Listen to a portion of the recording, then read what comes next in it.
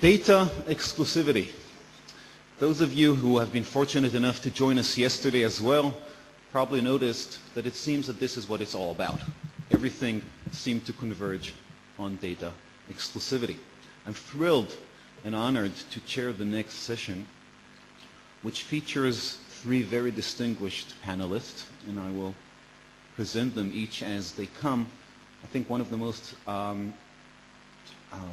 one of the greatest things about this mix of speakers is that they each represent complex points of view. They are all very experienced in different vantage points that have to do with regulation, litigation, and actual practice. And the topic itself, as I said, is probably one of the hottest topics of IP, and especially international IP right now. That said, the reason that I was, I guess, nobody actually told me, but I have a feeling that the reason that I was asked to chair this session is not so much my very, very humble professional expertise in this area, but more the fact that I came in third in the 1993 Jerusalem Wrestling Championship, Greco-Roman style.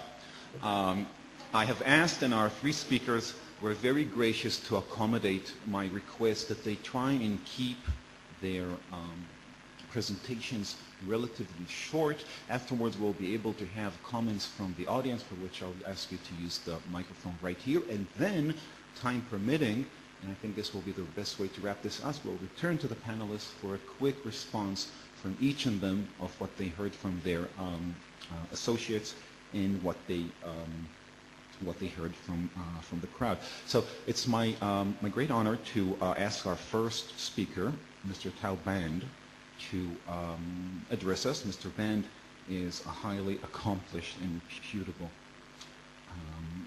lawyer in this country, who is also an adjunct professor at the universities of Tel Aviv, Haifa, and the Hebrew University. He is the president of the Israeli chapter of the Association Internationale pour la Protection de la Propriété Industrielle. He is a member of the law revision committees of patents, trademarks, TRIPS, and patent office practices in Israel. He's the chairman of the Intellectual Property Committee of Lex Mundi, or may I say the ex-chairman. And he is a prolific author who has contributed chapters on the Israeli IP law to various international publications. Without much ado, Mr. Bach.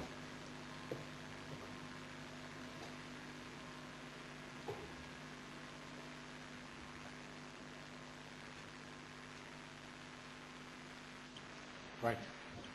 For the sake of proper disclosure, I would first indicate that I have been representing Teva and the Chemical and Pharmaceutical Society in the Israeli Manufacturers Association in connection with various IP matters, including recently and not so recently with respect to the efforts to legislate provisions on data exclusivity in Israel. And we've been told that it is no longer a secret that over the past several years significant pressure was put on Israel in order to legislate specific provisions on data exclusivity. In the early days, one could argue that that pressure may have been legitimate, at least Pharma did, in the sense that Israel was asked to comply with TRIPS. Israel was of the opinion that it did comply with TRIPS, and I'll get to that, but that was the request. Recently, today, those requests or demands have altered in content and in form, and actually the demands put now to Israel are to go far beyond, so I see it, the requests of or the terms and requirements of TRIPS. And curiously enough, it now seems that instead of TRIPS being the source of pressure put on Israel, it is now the first line of defense of the Israeli government in its negotiations or in its arguments with the United States Trade Representative, the USTR, an organization that was mentioned here yesterday as well as today. I will try to show you that is my point, that those demands which are put forward these days by USTR, I believe, with the support of pharma, arose due to the global competition that specifically comes from Israel, from the Israeli generic pharmaceutical industry, and this is why Israel is aimed and specific and extra pressure is put on the Israeli government to go beyond the requirements of TRIPS. I will open with a very short introduction explaining what data exclusivity is and what are the requirements of TRIPS in that respect. I would mention the approach of various courts to the issues of TRIPS, and I would then want to briefly introduce you to the data exclusivity provisions in the US law and in trade agreements signed by the US. I would then take you to the recommendations of the Interministerial Committee that we heard about yesterday. Since Yair Shiran said yesterday it is no longer a secret, then we might as well discuss the contents of those recommendations. And finally, I would want to show you what the demands are that are being put forward by pharma and the USTR in order to let you judge whether they are justified or not. So what is data exclusivity? In general, an application for marketing authorization of a new pharmaceutical product must be supported by extensive data to support its safety, to support various requirements that are needed in order to approve that drug. And of these data, the most expensive and time-consuming to develop, and by far, are those relating to clinical and other data. And the idea behind data exclusivity protection is that during the period of data exclusivity, or DE as we could call it, subsequent applicants for pharmaceutical products which consist of the same active ingredient should not be able, could not and should not be able to rely directly or indirectly on that data which was filed in support of the application of the innovator, the original product, because a lot of time and a lot of money was put into collecting that data in order to enable the registration of that product. Now, data exclusivity emerges in the US as part of the Hatch-Waxman amendments in the mid-80s. Later on, also is being implemented by the European Community in 1987 in Council Directive 87021. And it then became available. In the international level, data exclusivity is becoming an issue since TRIPS brought about Section 39.3, which deals with data exclusivity. And let me see if I can find the right button to show you this.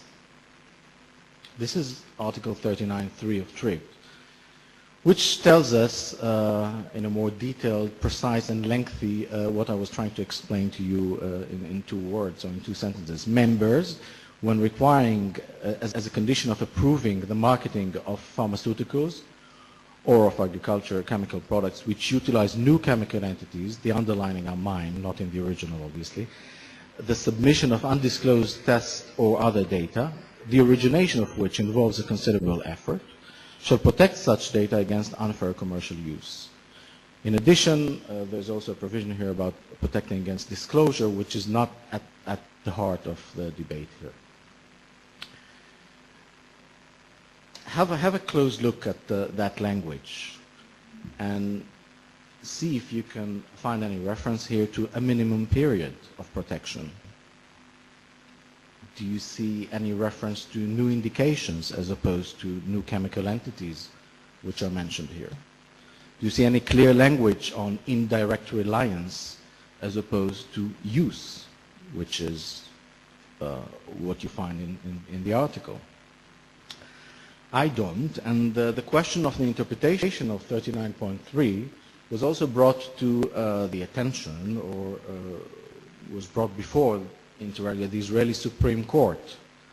That Supreme Court, which I heard was the most pro-patent in the used aircraft case, came to decide on this issue in 2001, when, on a slightly different matter of parallel importation, farmer members filed a petition with the Supreme Court sitting as a High Court of Justice in the case of Bristol Myers and others against the Minister of Health and the Minister of Justice. And I would quote a comment made in 2001 by Justice Englard in that decision. And he says, it is doubtful whether the essence of relying upon an existing registration is considered unfair commercial use, as this term is understood in the TRIPS agreement. He did not rule out any possibility of a remedy for the pharmaceutical companies in case of parallel importation or other cases, but referred the farmer members to the civil courts.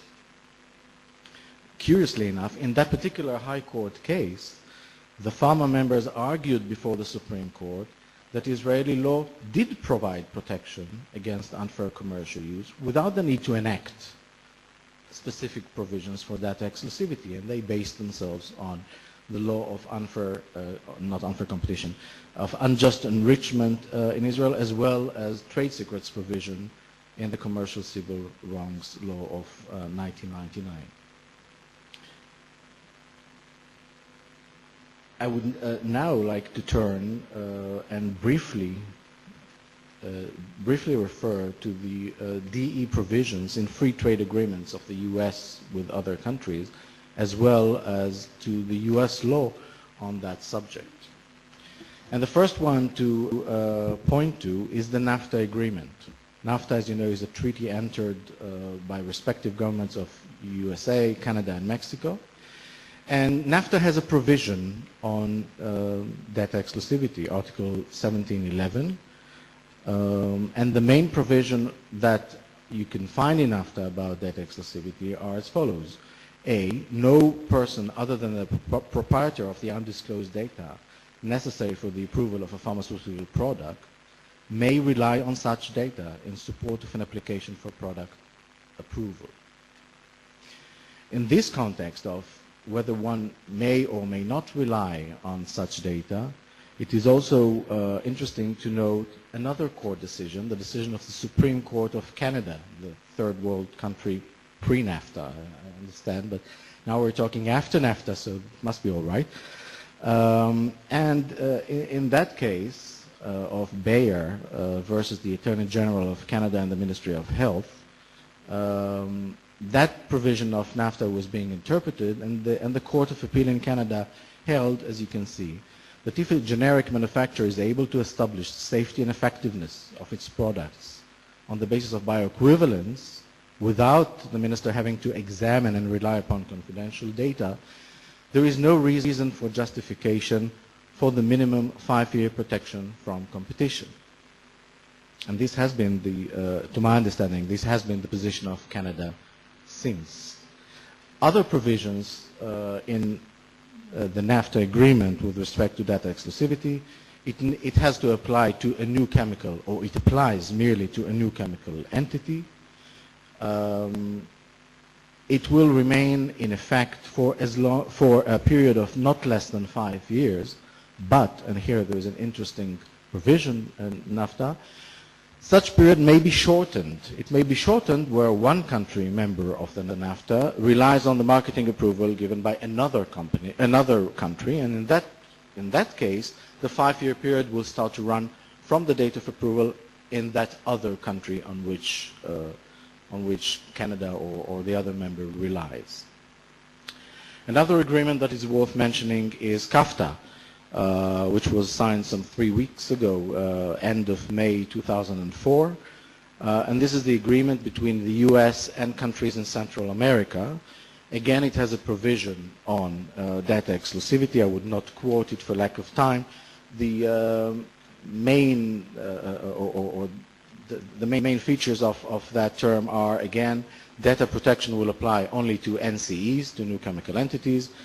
Data protection will prevent only the marketing of generic products, and you will find out later why this is important.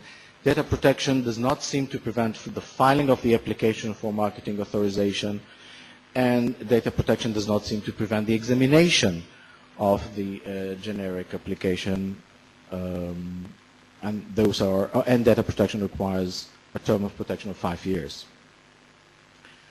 A third free trade agreement, which is still, I understand, in a draft form, is the free trade agreement of the Americas, the FTAA. The latest draft of the FTAA, dated November 2003, refers to data exclusivity, and the main provisions are similar to those of CAFTA, and they do go back to Section 39.3 of TRIPS. So we are again talking about protecting new chemical entities. How about the situation in the US itself? In the US, as I mentioned, DE surfaces some 10 years before TRIPS. And today, as you know, the US is taking a lead role in seeking to enforce DE protection throughout the world. So let's look at what the US has at home. The main provisions are: A, protection will be granted for a 5-year period with respect to new chemical entities. The 5-year period would bar the submission of any application. That's different from what I described earlier. No application would be filed with the FDA during the 5-year period. An exception would be when the applicant challenges the patent, in which case he could file. That term could be shortened to 4 years. There's also a period of 3 years which will be granted with respect to certain changes made to an already approved drug, such as new indication, new dosing regimen, new patient population, a switch to OTC, etc. And that protection will be given only if clinical studies conducted by the applicant are deemed by the FDA to be essential to the approval. In the case of the 3 years data protection for further indications, unlike the case of new chemical entities, one may file an application with the FDA. The FDA would examine the application so that as soon as the 3-year period expires, the product could be marketed for that additional indication. One last point on the additional indications in the US is that during the data exclusivity relating to the further indications, the product could still be sold for the original indications, and this is termed carving out the further indications, which would then be protected by the 3 years data exclusivity. So against this background, I turn back to Israel. I showed you the decision of the Supreme Court, and before that the decision of the Court of Appeal in Canada, and that served the Israeli government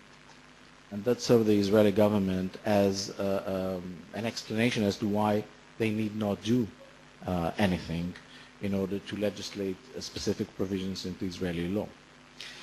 But that has changed, and it is quite clear to us today, and we heard that something will be done. And an interesting question is, what were the main concerns of the committee and what made them surrender to the pressure? So one such concern, which was mainly in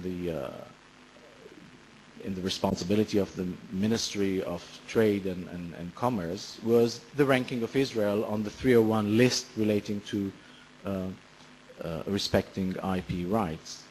And the debate as to is it right that Israel would be moved from watch list to priority watch list and so be together with Lebanon and other real third world countries.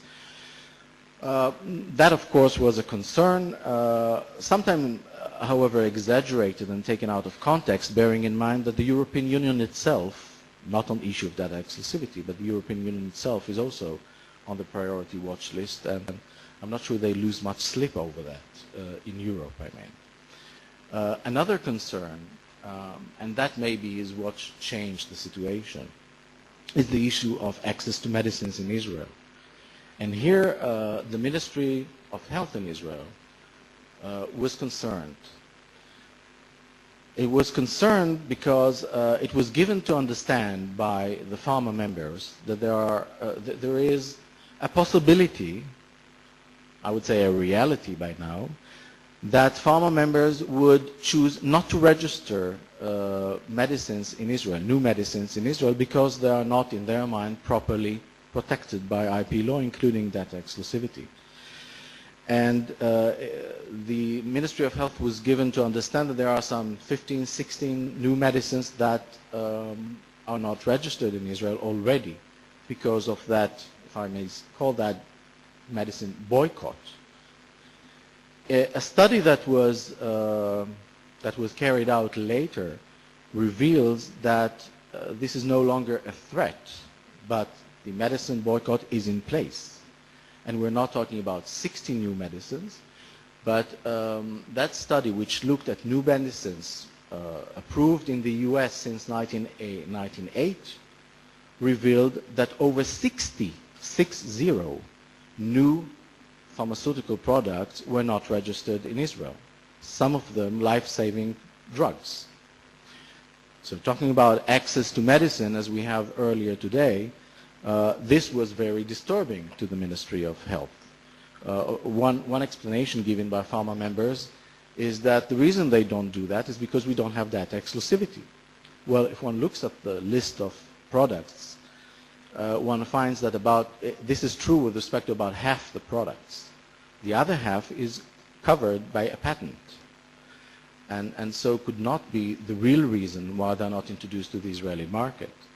I'm not saying it now to diffuse or to challenge the explanation given by pharma, but I'm saying it in order to explain why the Ministry of Health was very concerned and felt that in putting forward recommendations of the Interministerial Committee, something needs to be put in there to make sure that there is an incentive for pharma members to register their drugs.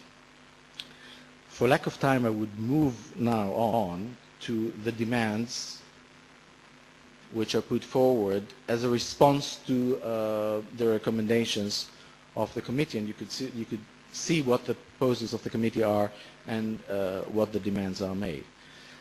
The committee proposed DE protection for a 5 years period. There are indications that pharma members pressed for something closer to 10 years. Such indications also could be reflected in 2 or 3 private bills which were submitted to the Knesset. The USTR position, to the best of my understanding, is still 5 years. And as you've seen in all the other agreements I mentioned, 5 years is the international standard, except for the EU. Another proposal, data protection will expire upon the receipt of a marketing approval for the generic drug in one of the recognized countries. That's a bit complicated to explain in 2 seconds. I have 4. The USTR requires full 5 years from Israel, regardless of what happens in other places in the world. 2 comments I could make on that. One, the proposal of the committee sort of follows the provision of NAFTA, which says that when one country relies on another country, you take into account the date that a drug was put on the market of that other country. And as a matter of practice, the Ministry of Health in Israel does not register products unless they're approved in some other recognized countries, including the US.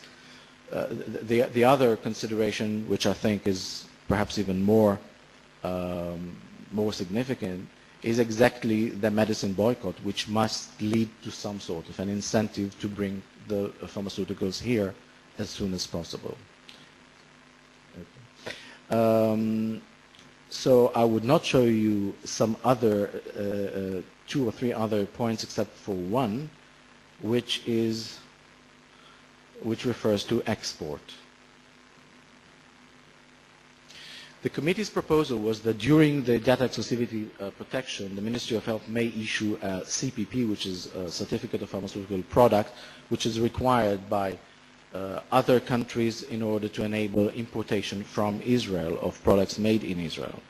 The demand of USTR and pharmas that the MOH should not issue CPPs. Is that justified? Well, it just turns out that that very question was discussed at length when the US amended its own laws and decided that data exclusivity should not prevent export from the US during the time of data exclusivity, so as not to jeopardize the interest of the local American industry. And as a matter of law and practice, the FDA does issue CPPs during the time of data exclusivity, as does, for example, Germany from the EU. So I hope this gives you at least some interesting questions on whether, or points of view as to whether those demands are justified, and we just need to wait and see how it falls. Thank you.